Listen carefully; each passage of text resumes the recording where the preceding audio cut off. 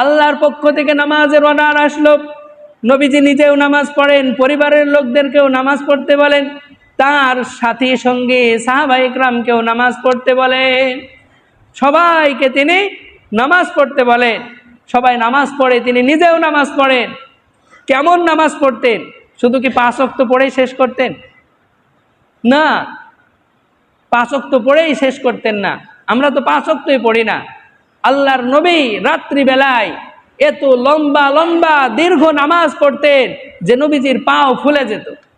আম্মা জান আয়েশা নবীর বিবি নবীজিকে একবার বলতেছেন, ইয়া রাসূলুল্লাহ, ইয়া হাবিবাল্লাহ, আল্লাহ আপনার অতীতের, ভবিষ্যতের, বর্তমানের সব গুনাহ মাফ করে দিয়েছে, আপনি এত নামাজ কেন পড়েন?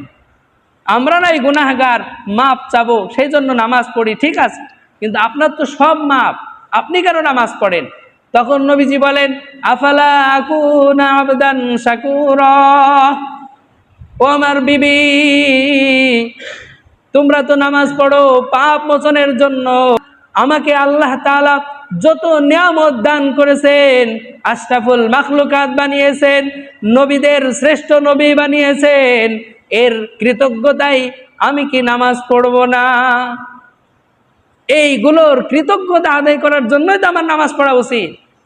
যে আমি না চাইতেই আল্লাহ নিজে আমার উপরে যতগুলো অনুগ্রহ করেছেন, আমাকে তারপরে সমস্ত মাখলুকাতের উপরে শ্রেষ্ঠত্ব দিয়েছে, আমাকে নবীদের সর্দার বানিয়েছে, আমি সর্বপ্রথম আল্লাহ রাব্বুল আলামিনের দিদার, মেরাজে গিয়েছি, আল্লাহর দিদার লাভ করেছি। এতগুলো আমার উপরে যে আল্লাহর নিয়ামত, এগুলোর শুকরিয়া আদায় করার জন্য তো আমার নামাজ পড়তে হবে।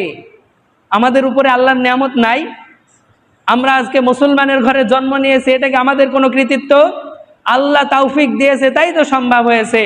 আজ এখনো ঈমান নিয়ে বেঁচে আছি, এখনো মসজিদে আসার সুযোগ পাচ্ছি, এটা আল্লাহর নিয়ামত।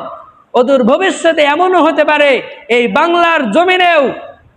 বাংলার জমিনেও বেঈমানরা ইমানদারদেরকে মসজিদে আসতে বাধা দিবে। আল্লাহ হেফাজত করুন। সবাই বলে আমিন। পরিস্থিতি বেশি ভালো না। ইঙ্গিত দিলাম, অদূর ভবিষ্যতে এমন সময় আসবে যে নামাজ পড়তে চাইবা মুসলমান, কিন্তু মসজিদে আসার সুযোগ পাবা না। বাবরি মসজিদ যারা ভেঙে দিয়েছে, এই মুসলমানদেরকে তারাই মসজিদে আসতে বাধা দিবে। কথা বলেন ঠিক কিনা? এই জন্য হুঁশিয়ার, এখন থেকে নামাজ পড়ে আল্লাহকে খুশি করতে হবে, তাহলে আল্লাহ আমাদের উপরে কাউকে চাপিয়ে দিবে না। যখন আমরা আল্লাহর গোলামি ছেড়ে দিব, তখন আল্লাহ তাআলা আমাদের উপরে অত্যাচারী জালেম শাসক নিযুক্ত করবে, যারা সব সময় আমাদের উপরে অত্যাচার চালাবে। মুসলমান, কথা বলেন ঠিক কিনা? আল্লাহ তাআলা নামাজের আদেশ করলেন, তিনি নামাজ পড়েন, সবাইকে নামাজের আদেশ দেন। তার এমন কোন সাহাবী পাওয়া যাবে না যেই সাহাবীটা বেনামাজি ছিল। যারা আল্লাহর নবীর সাথে চলাফেরা করত, যাদেরকে আমরা সাহাবী বলে চিনি, একজন সাহাবীও পাওয়া যাবে না যে নামাজ পড়তো না। শুধু কি তাই, ওই সমাজের যারা মুনাফেক, এটা কোরআনের সবচাইতে জঘন্য শব্দ, এবং মানুষ এবং জিন জাতির মধ্যে সবচাইতে নিকৃষ্ট এবং সবচাইতে নিকৃষ্ট জাহান্নামী যারা হবে, তারা হলো মুনাফিক। বুঝতে পেরেছেন? তারা হলো মুনাফিক। তাহলে এই মুনাফিকরা সৃষ্টির সবচাইতে নিকৃষ্ট। আমরা শুয়োরের নাম নিতে গেলে কষ্ট পাই।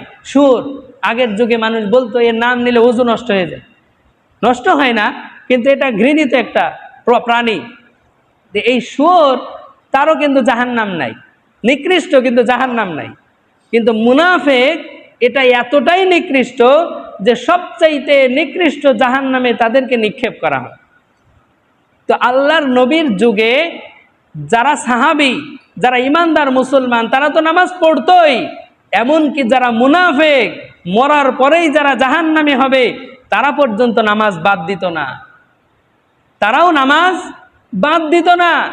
আমরা আজকে মুসলমান, কাউকে আঘাত দেওয়ার জন্য বলতেছি না, বিষয়টা ভাবার যে মুনাফিক সে জাহান্নামী, জান্নাতের কোনো ওয়াদা তার ব্যাপারে নাই, এবং নিকৃষ্ট জাহান্নামী সে।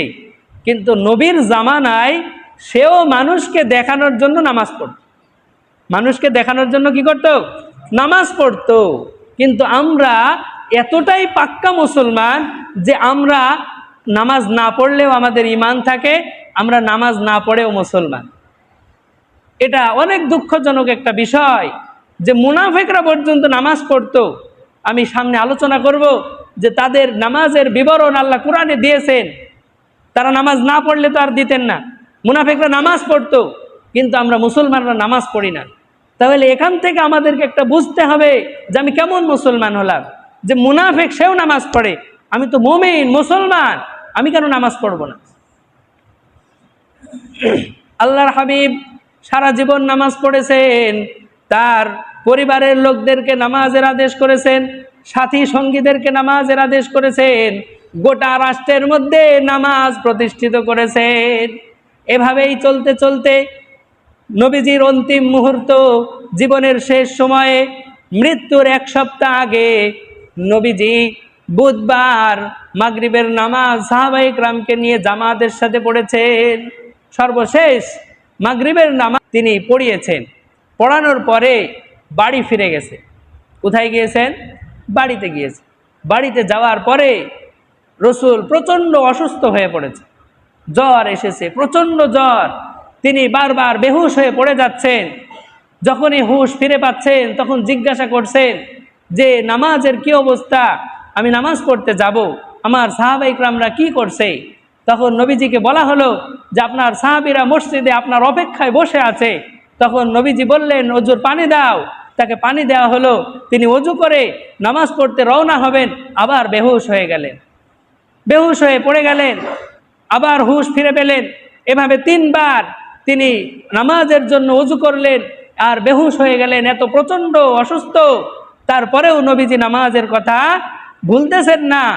সর্বশেষ যখন তিনি দেখলেন আমার পক্ষে আর নামাজ পড়াতে যাওয়া সম্ভব নয়, তখন তিনি আদেশ করে মানুষ পাঠালেন যে আমার আবু বকরকে নামাজের ইমামতি করে নামাজ পড়িয়ে দিতে বলো। আবু বকর রাদিয়াল্লাহু তাআলা আনহু নামাজ পড়িয়ে দিলেন। এভাবে এশা পড়ালেন, ফজর পড়ালেন। বিশ্বনবী বৃহস্পতিবার জোহরের সময় একটু সুস্থ হলেন, তখন তিনি মসজিদে গেলেন, নামাজ পড়ালেন। পড়ানোর পরে মসজিদ থেকে ফিরে আসার পরে আর তিনি নামাজের ইমামতি করার মতো শক্তি সামর্থ্য পাননি। একেবারেই অসুস্থ হয়েছিলেন, কঠিন অসুস্থ। এই অসুস্থ অবস্থায় তিনি বারবার একটি ওসিয়ত আমাদেরকে করেছেন, সেটা হলো আসসালাত আসসালাত ইয়া উম্মতি আসসালাত। ও আমার উম্মতেরা, নামাজ, তোমরা নামাজ পড়ো, নামাজকে কখনো ছেড়ে দিও না। মানুষের শেষ মুহূর্তের ওসিয়তগুলো খুবই গুরুত্বপূর্ণ এবং ইম্পর্টেন্ট হয়, কারণ একটা মানুষ সারা জীবন যা করেছে এর খোলাসা, এর সার নির্যাস শেষ সময় বলে যেতে চায়। বিশ্বনবী সারা জীবন নামাজ পড়েছেন এবং অন্তিম মুহূর্ত দুনিয়া থেকে বিদায় নিয়ে চলে যাবেন, এমন মুহূর্তেও তিনি বারবার যেই আদেশ এ ওসিয়ত আমাদেরকে করেছেন সেটা হলো নামাজ। তাহলে আল্লাহর পক্ষ থেকে নবীর উপরে যখন নামাজের আদেশ আসলো, ওয়ামুর আহলাকা বিসসালাতি ওয়াসতাবির আলাইহা, ও নবী আপনি নিজে নামাজ পড়ুন, নামাজের উপরে অবিচল থাকুন, আপনার পরিবারের লোকদেরকে নামাজের আদেশ করুন। এই আদেশ পাওয়ার পর থেকে মৃত্যু পর্যন্ত নবীজি নিজে নামাজ পড়েছেন, সাহাবায়ে কেরামকে নামাজ পড়ার আদেশ করেছেন, নামাজ প্রতিষ্ঠিত করে গিয়েছেন। আও মুসলমান, এই নামাজকে আমরা ছেড়ে দিয়েছি, কথা বলেন ঠিক কিনা? আমরা মুসলমান, আজ আমরা কাজের ব্যস্ততায় নামাজ ছেড়ে দিয়েছি, অথচ আল্লাহ রাব্বুল আলামিন নবীজিকে বলতেছেন লা নাসআলুকা রিজকা, আমি তোমার কাছে রিজিক চাই না, নাহনু নারযুকুকা, আমি রিজিকের মালিক, আমি তোমাকে রিজিক দিব। বলুন সুবহানাল্লাহ। আল্লাহ আমাদের কামাইয়ের মধ্যে বরকত দিচ্ছেন না, আমাদের অভাব অনটন যাচ্ছে না।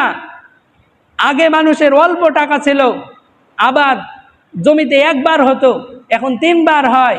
মানুষ গরু ছাগল বিদেশ সব মিলিয়ে অনেক টাকার মালিক, কিন্তু মানুষের অভাব যায়নি, কথা বলেন ঠিক?